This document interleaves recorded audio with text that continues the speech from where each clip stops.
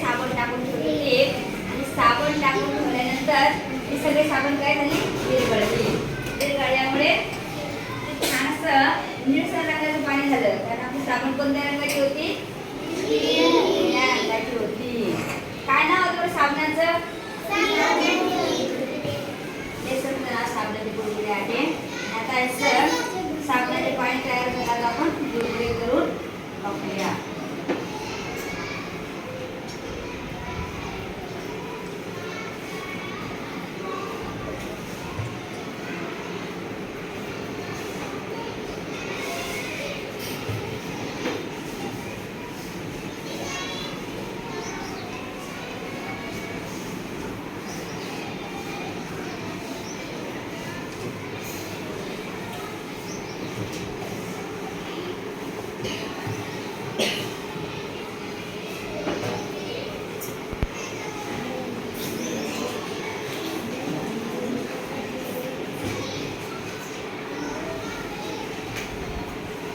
चालू होईल.